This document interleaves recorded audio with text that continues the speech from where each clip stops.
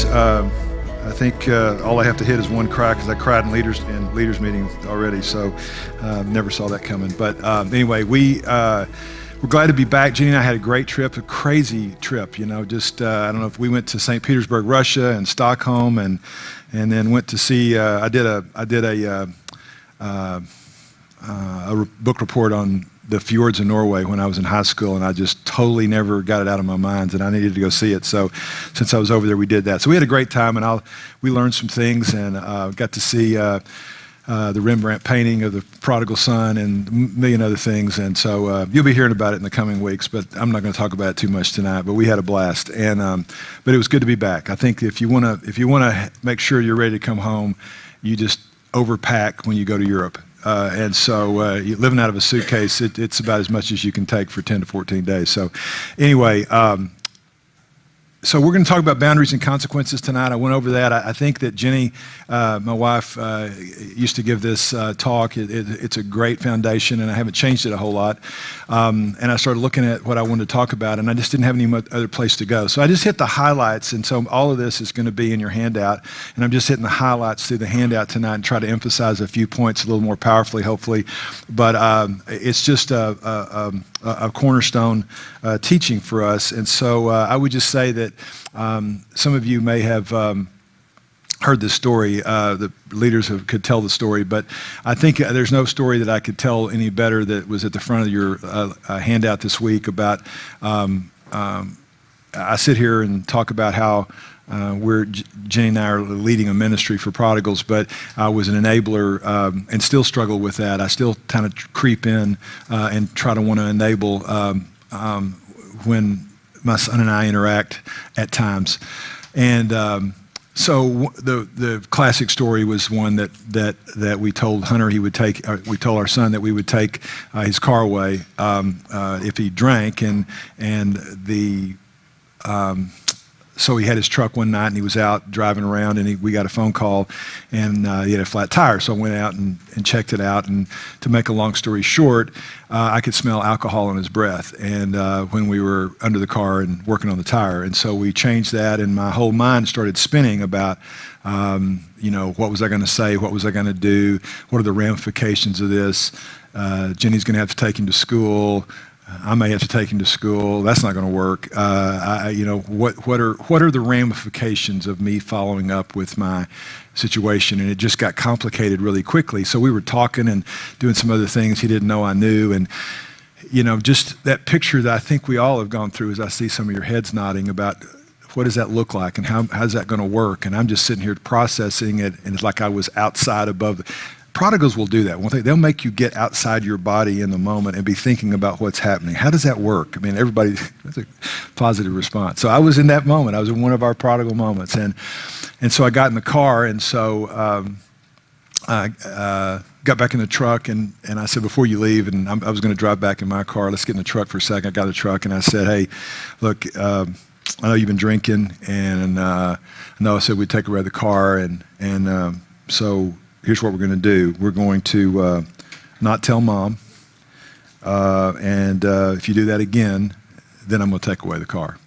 And it might have been more dramatic than that, and I think I probably justified it more than that. But essentially, he heard their bag of wind. It's not going to. I've got him, and so. Boundaries and consequences are really important, and I just wanted to say that so that all the enablers in the room would like me more. So anyway, it's good to be back, and let's talk about boundaries and consequences, and we'll try to go through this rapidly, so you not overly rapidly, but enough to where you can get through your group in a timely manner. But let's hit some of the high points here. I think boundaries and consequences teach responsibility to our kids when they're a certain age, but it also, boundaries and consequences will optimize relationships in a way for you to find peace. And most people walking through that door really want to find peace, and their relationships are somewhat shattered when they come in here, at least a few of them. So tonight we're going to talk a little bit about defining what a boundary is quickly, because I think most of you know that. What are the purpose of boundaries truly? Because I think we get confused, and more importantly, who are these boundaries really for, and how do we set them?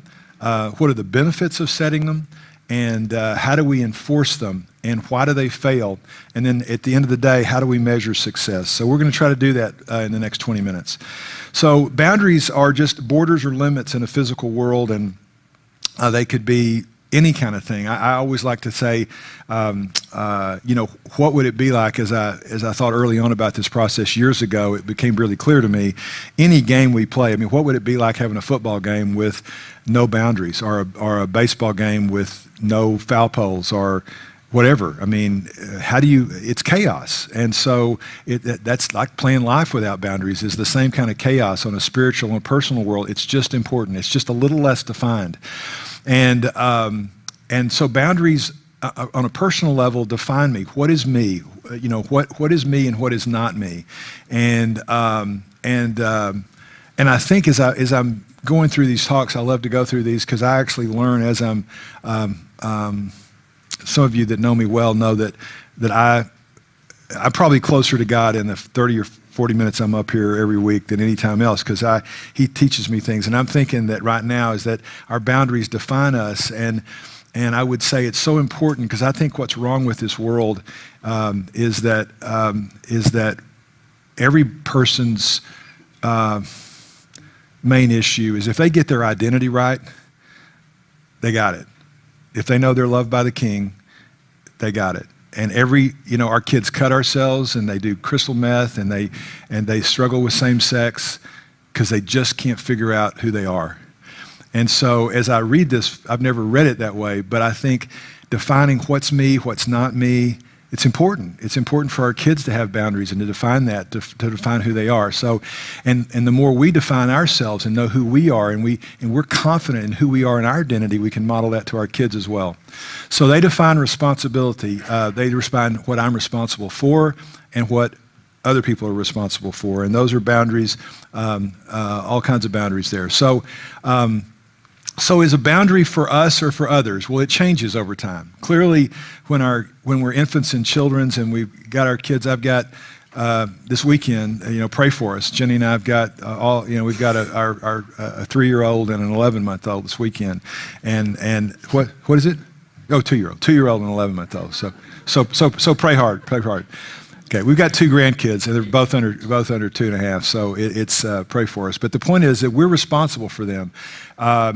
It's our boundaries for them not going in the streets going to benefit them primarily, right, this weekend. And for a while, it's going to benefit them.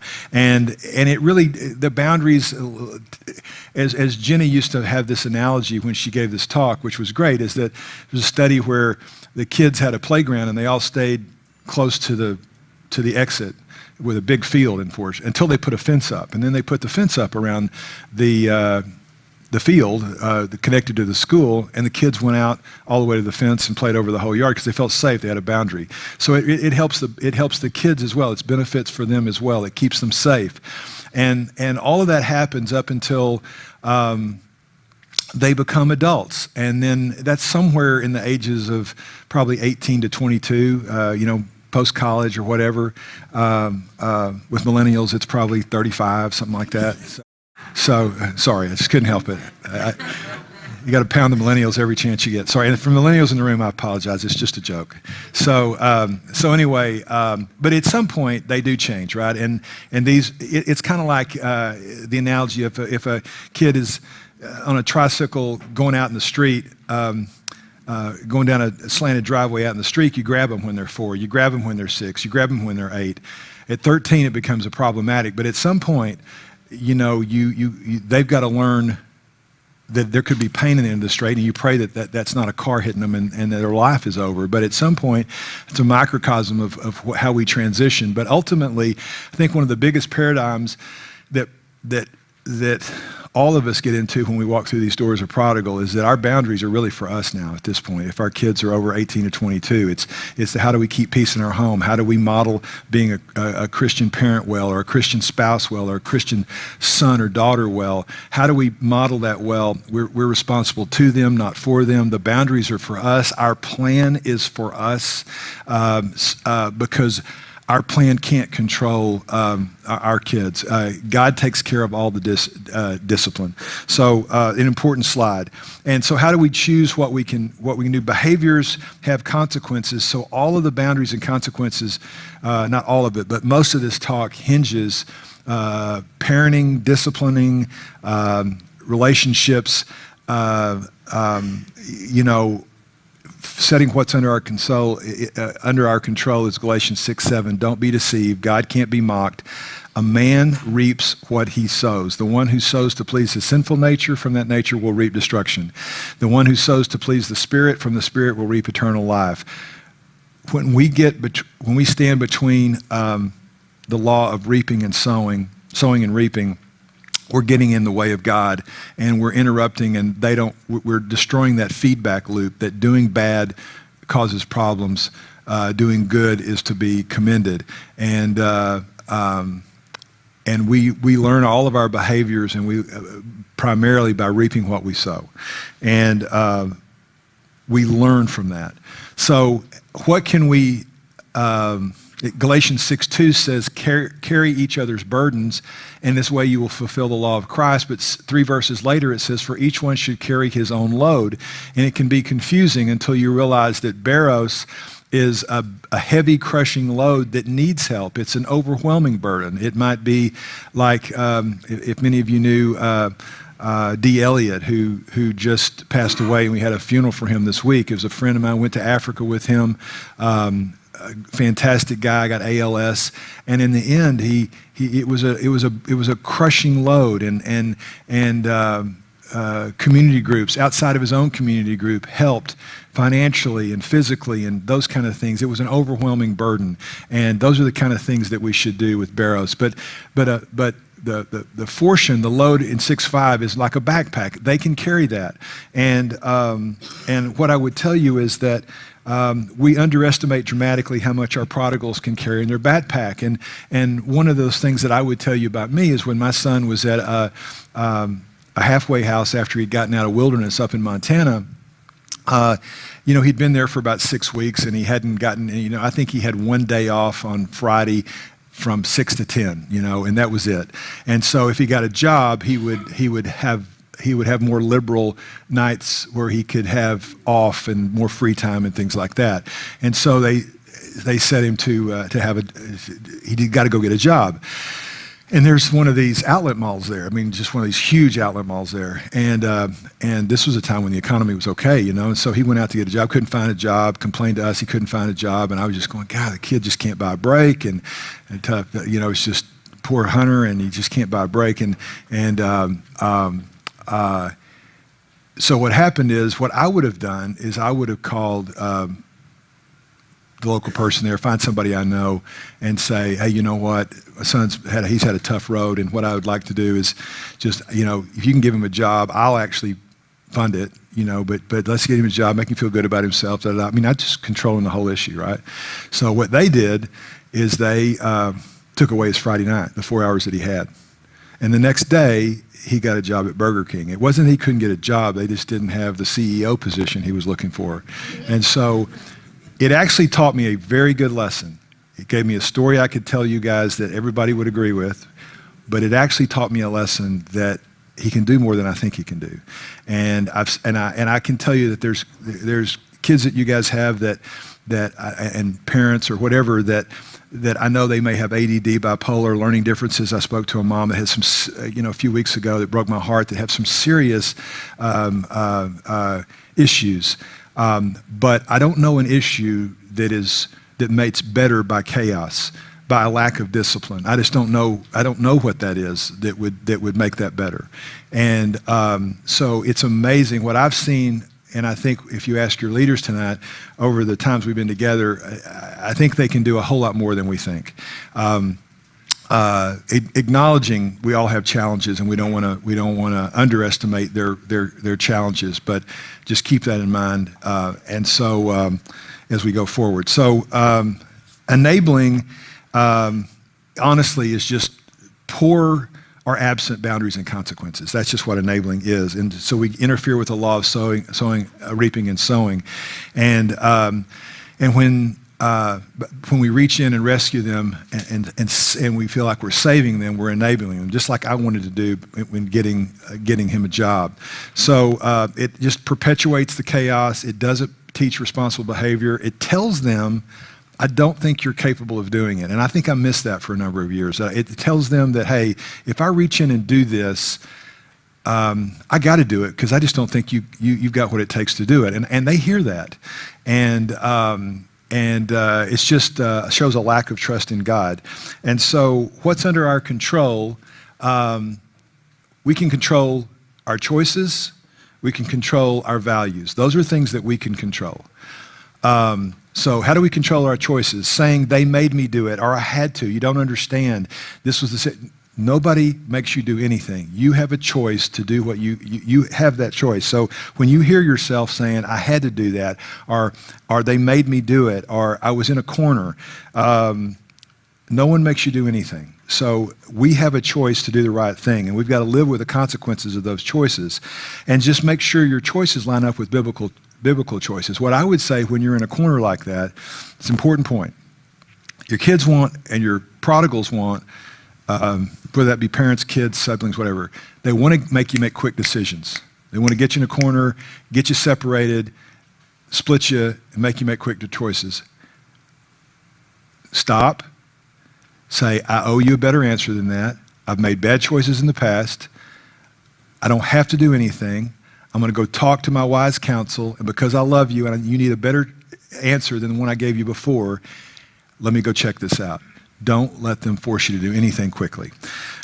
So you're in control of your choices. You're in control of your values. The reason we want you to do a purpose or a mission statement is if you want to be the richest guy in town, that's a tough one here in Dallas. But if you want to do that, then your mission statement and the way you handle your kids are going to look different than if you want to glorify God. So you can choose your values. You can choose what your life looks like at the end of the day, how you want to parent, how you want to lead, how you want a husband, how you want a wife, how you want to be a brother, a sister. And so you can choose your values. And if you value anything other than God as your ultimate, your boundaries are going to reflect that. So you can control your choices and your values. What you can't control is the action of others. That's what you can't control. And so many times our boundaries and consequences are trying to control others. And it's one of the most popular boundary setting is trying to put limits on others and dictate their behavior. Let me just tell you, that will drive you crazy. It's impossible, and it'll wear you out, and it'll be self-defeating. We can only control our behavior, and we can control our reaction to and our exposure to people who are behaving poorly. We can control our actions, but we control choices and values. We can't control the actions of others. And when we control our model on these setting limits, I would just quote Cloud and Townsend in their book. Our model is God. He does not really, think about this, he doesn't really set limits on people to make them do anything. He doesn't make you do anything. He sets this. You think he chased the woman at the well? He didn't. He just said, go and sin no more. I know what you've been doing. It's going to go well with you. I'm the water of life. I mean, I'm the spring. I'm the water you're looking for. I'd like to be more like that, right? I want to plead. And when she's leaving, I'm not kidding. In fact, I'm going to come in with you. I'm coming with you. I'm going to make sure you do it, right? That's who I am. But he doesn't set limits. People to make them behave. He sets standards, but he lets people be who they are, and then he separates himself from them when they misbehave, saying, in effect, you can be that way if you choose, but you can't come into my house. Heaven's a place for the repentant, and all are welcome. That's a wonderful quote to remember. So he also models that he's distinct, separate, and responsible for himself. The Trinity's distinct. They have their own boundary, their own responsibilities. I'm not sure I'll fully explain the Trinity this side of heaven, but I know that's how it works. They're distinct, they're separate, but they're God. They communicate. God, he does communicate well, right? It's not that we don't know what he wants when we sin. It's not. He's made it really crystal clear. He knows he lets us know what we like and what we dislike. As parents, that's what we should do. He says what he'll allow and what he won't allow. That's loving. It's unloving to not be clear to not have clarity of purpose. So it's loving to be clear to your kids, to be kid to your parents, what to expect from them as they continue their drinking or alcoholism or whatever whoever your prodigal is. And he always communicates what he thinks and what his heart is. And he confronts sin and allows consequences for our benefit. Okay, so again, Hebrews 12:8, my son, don't make light of the Lord's discipline or lose heart when he rebukes you, because the Lord disciplines those he loves and he punishes everyone he accepts as a son. Endure hardship is discipline. God's treating you as sons, for what son is not disciplined by his earthly father? If you're not disciplined, and everyone undergoes discipline, then you're illegitimate children and not true sons. What would be worse than discipline? To just not have him around. Just to not have him involved in your life. I mean, I was telling the leaders when I went over to Europe, you talk about a dead place. You talk about a hopeless place. They're not mad at God. They just don't, he's just not on their radar. It's not even on their radar, God's not. It's like, oh, the God thing, I haven't thought about that in a while. I mean, it's crazy, it's worse. So withdrawing is worse than that. So you're loving your kids by trying to set boundaries. And so how do we set them? We say no. It's the most powerful, purpose, loving thing we do. And staying no. The only way you can stay no is know the Word of God. You got it. I mean, why are you all here? Why have we got a packed house tonight? Community. It reminds you what the truth is. It reminds you to stay in the Word. I mean, if you think it's easy for me, we've had interactions with my son recently that have made me want to do all kinds of things and fall back into that because I still love him as much. I mean, we don't ever get over that. Man, I need community. I need Jenny reminding me. I need my community reminding me. We all need it. We're never past it. When we think we're there, when we get in isolation, all of us could some. So staying truthful is staying in community, and prayerfully asking God to help you and open your eyes. So the benefits of this is that, think about it, if we set our boundaries, then we're only responsible for this. We don't have to get sidetracked with the stuff outside of that. So we can run the race that Ephesians 2:10 tells us we have. And Hebrews 12:3 says we've got a race marked out for us. If we get distracted from that with doing things we don't need to do, it's awesome for Satan. He's got us tied up with things that are unimportant. So if we set boundaries, we can do what God wants us to do. We don't waste time. And in parenting, boundaries allow our children to learn responsibility and maturity early in life. And by doing that, we let God take care of it. And we tell him, not through words, but through actions, I love you. I trust you. I glorify you. I believe in you. I'm going to let you have this. I can't control it, and I'm gonna stand by your principles. So I love this. You're free to make your own choices, but you're not free to choose your own consequences. In youth is the time to do it, not later in life. And I got a story to end on that in a second. But so unenforced consequences leads to enabling, and that's the primary reason boundary settings fails, is because we don't enforce consequences. I had a plan that I was going to take away the truck, and that boundary was worthless because I didn't enforce the consequence. I might as well not even had a boundary. It actually was counterproductive. And so 29:19, a servant can't be corrected by mere words, although they understand they will not respond. When we sit with a plan, we sit down with people, talk about a plan, and say, why should you do this? Why? Because you know what? He has been so good lately. What has he done? He has promised that he's never going to do that again. He said he loved me last night. He never tells me he loves me. Oh, well then, perfect, man. The car is the obvious choice to buy, right? So a servant can't be corrected by mere words. They understand, although they understand, they will not respond. A boundary is only as strong as the consequence given when they're broken. So you got to enforce them. And you can't enforce consequences because of why. The most common cause is fear. It's fear that God's not who he said he is. He doesn't love my prodigal. And the only reason you would have fear is that you don't know God. And so every 20 weeks, what are we preaching here? Know God. Get in your word, know him. If at D. Elliott's funeral this week, he said, if you don't know God, read your Bible. He made it pretty simple. And so it's misunderstood theology because God is good, he loves you, Your Bible tells you that. Your community encourages you about that. And the more you know him, that's what we're trying to do here, is just to remind you. That's why everything we do and everything we teach is not our idea. It's Jesus' idea. And so, so it's either uninformed theology or really a lack of a clearly defined purpose based on truth. I mean, you're just taking life and parenting as it comes, and you don't have a proactive plan, all of which can be solved if you keep showing up in Prodigal, being honest, working through your deal. These are things that are going to be worked out as we continue to study God's word together and to be reminded of the truth in our community. So how can we measure success as we close? What does it look like?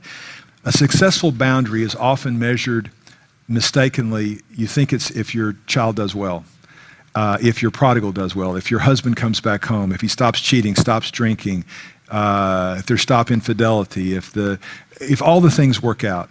And we pray for that. It would be awesome. But I can tell you the leaders here, it's a mixed bag of whether our prodigals have come home. But I will tell you, the leaders here, do not let their outcomes impact their joy. They're running the race. They know God's good. And if you're not there, no problem. None of us got there in a day. It takes years, it takes months, it takes whatever. But a successful boundary is greater peace, decreased chaos, improved relationships, and God is glorified. That's a successful boundary. If we're trying to do his work for him, we'll fail. If we're wishing for him to do our work for us, he will refuse. But if we do our work, God does his work, we'll find strength in a real relationship with our Creator. And I would just tell you that if I speak to men's groups sometimes and individuals and dads and whatever, I always like to tell them and remind them the story of most people can associate with that time you ground your kid when they're 5, 6 years old and only to find out that their best friend's birthday party is a Saturday night. You grounded them for a week. So then what you do is you ground them for the whole week except for 3 hours between Saturday from 7 to 10. And then when your son's a star on the basketball team, then you save them and do their Latin homework for them. So for the good of the team, obviously, right? It's for the good of the team. And you do that. What you don't want to do is I tell the parents I'm talking to, don't do that. I mean, I wish I could go back and change the birthday party, have him fail Latin. Because the first time, what you don't want is to do it like I did it when his life was on the line and he was 25 years old. And that's not the time to do it. And so these little things make a difference early on. And boundaries and consequences are important. It's the most loving thing you can do. Lord, I just thank you for this time. I thank you for your word and how it teaches us everywhere we are. When we're struggling, it even teaches about setting boundaries and consequences and how to parent and what to do with our prodigals and how to define love and how that looks like truth and grace. And so I just pray that you would bless the groups tonight. I thank you that we're back safely and we're home. This is our home. And I pray that you would bless every person here and give them hope in the midst of their chaos. In Christ's name we pray, amen.